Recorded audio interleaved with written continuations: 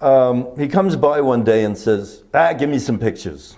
And I lay out a whole bunch of pictures, and he takes out like a dozen, and then he publishes them. And then he comes back again and goes, everybody just says the pictures were the greatest thing in the magazine, so.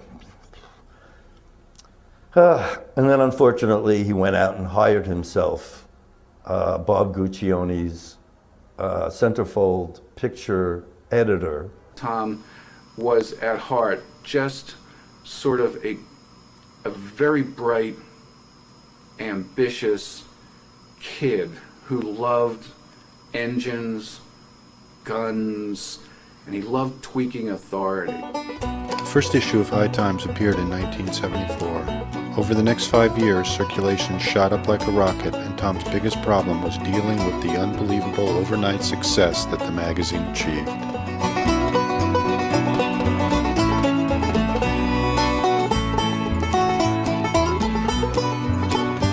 The first issue went out totally through pot dealers. And then he came by and he said he was all bummed out because no distributors would distribute. He printed the first issue of High Times, and no distributors would distribute it. And he was bummed out. He said, I put all this money into this magazine, no distributors would distribute it.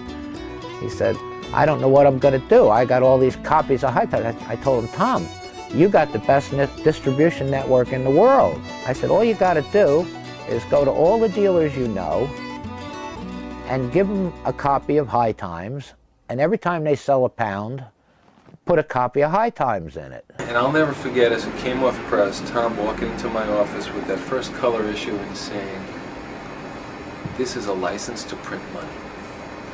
He was excited.